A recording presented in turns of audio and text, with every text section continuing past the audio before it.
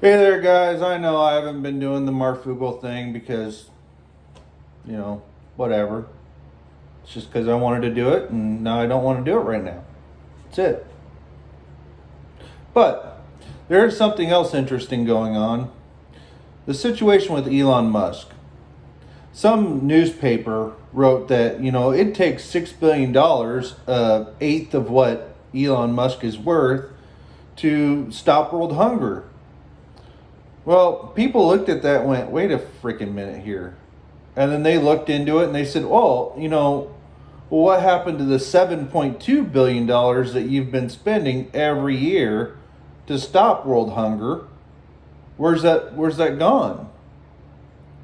Well, then Elon found another article talking about how UN envoy had relations by children for food.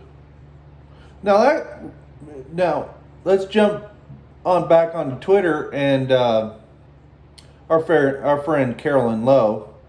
She said Elon didn't Epstein himself. Heard it here first. Yep. And then I responded back with, well, you never trust eugenics, depop individuals on feeding other people that they deem unworthy to be fed. They will use that to squander wealth and not have, yeah, they'll give out some meals, but meals are like $1 and they're squandering back $60 to feed that $1. So, and then it also reminded me of the Clinton Foundation, the situation with Ethiopia. Remember back in the early 90s, late 80s, Ethiopians, that starving baby, the world food, the No Children Starving Fund. Yeah, those commercials break your heart, but no.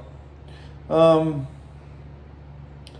Also, you got the Somali situation in the 90s with Bill, and then you have the infamous helicopter down, Black Hawk Down. That was because of warlords and terrorists and all this stuff. And then you have the situation in Haiti after the earthquake. Well, the situation in Haiti had been going on longer or before that earthquake. The situation in Haiti has been horrible since they were released to their own cognates. What's that word? Cognate. It's not, what I'm saying. It's the term that the police or the judges use when you get let go. They're ruling themselves. Yeah. So the situation there has never been good. Well, the Clinton Foundation, the Red Cross, all these. So I've come to the determination, or the the understanding that anytime you have a population of mainly black people, they're going to use them. They're not going to help them. There are groups that do help. They help with the light bulbs. You're going to have your own power. You're going to do the wells. Dig the well, put in fresh water, things like that. They do help with those. But these large organizations that are government funded, all they are is a shell game. And where did we hear that earlier? A shell game. A shell game came from, it reminded me of this this senator that's a Democrat but trying to be a Republican, but he's really a Democrat, and I wouldn't really trust him to be watching my back in a situation. Um, he's saying that the money that the government's going to dole out is just a shell game for uh, their pet projects. In other words, money laundering. That's all it is. So they're up to money laundering. Sure, they're going to give some to here and some to there and some to there. They're going to give money to the states and they're going to help this thing.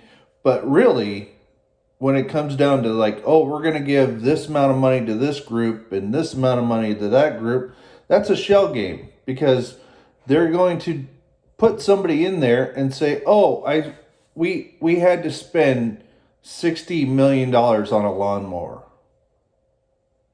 It's a really big, expensive lawnmower. When in fact, this company doesn't even have an office. Get what I'm saying? So, Elon Musk has stepped on a hornet's nest because somebody trolled him, and he pledged $6 billion to end world hunger as long as he is in control of it. As long as he knows where it's going, how much is being spent, and micromanaged the whole way. Well, they don't really want that to happen. Because if that was to happen and capitalism was to take over this process of feeding people that are in the bush, it might actually get done. And it wouldn't be a problem anymore. And they're saying, oh, well, it's not just the feeding people, it's to prevent mass migration and political unrest and the climate. Because of the climate, we've had starving countries forever. And you know what? There'll probably be starving countries long after this is over. Well, it is what it is. Oh, and China is determined to not let its people starve. So that's a good thing. And I watched another video about how this Appalachian preparedness, homesteading, Appalachian homesteading preparedness, whatever. And she got the news and she was like, you got to be kidding me. Okay, that's good for them, but why is our country not saying anything? Well, our country did say something. They said it through, what's that government thing? That government website? FEMA. FEMA told us, you better have this on stock and you better be ready for this, because stuff happens.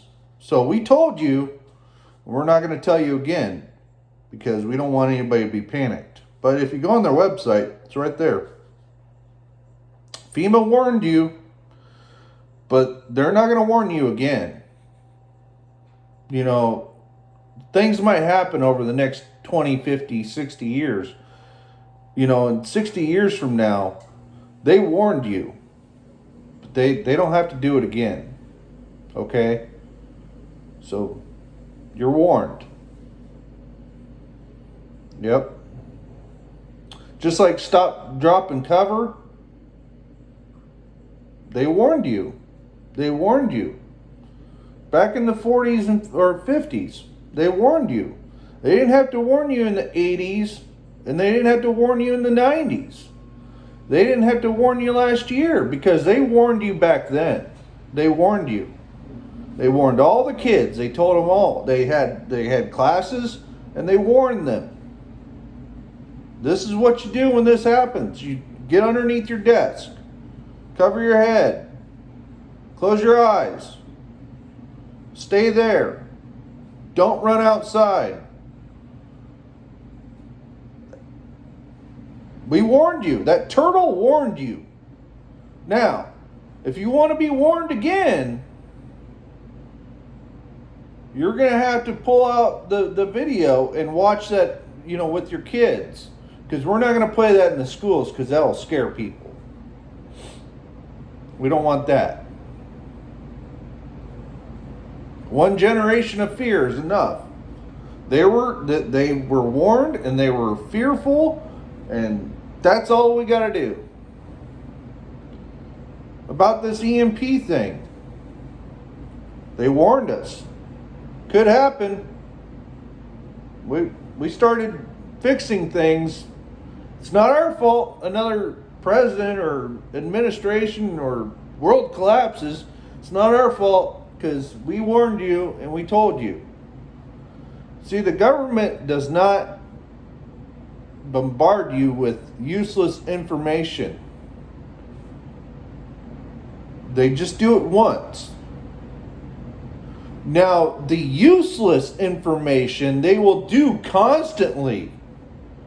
Constantly. If they have an agenda to push onto you, they will do it every day of the week. Every hour. Every 60 minutes. They will say something. They'll have some puppet walk out and say, well, I was this and then I got this and now I'm all better. Every hour. That's the stuff that you got to throw it away. Throw it away. It's no good. If your cousin and your aunt and your nieces and your nephews and your brother-in-laws and your grandparents, they all come over to you and they say, well, you better because they said so. Well, no. Because they also told the people in Katrina that the Astrodome was the safest spot in the city. For the entire city.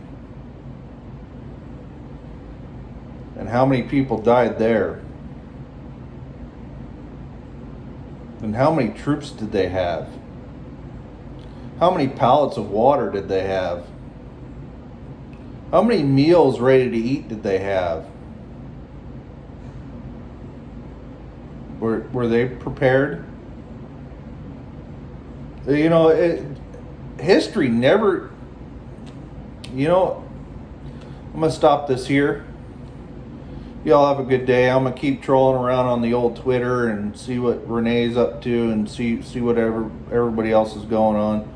I'm just bored and I had to vent. But y'all have a safe time. Great day. Oh. I am gluten-free now. No more bread. No more wheat. No more flour. I'm feeling better. Feeling a lot better. It is helping me in areas, so... Yep, I just stick to my old Snickers. Don't judge me.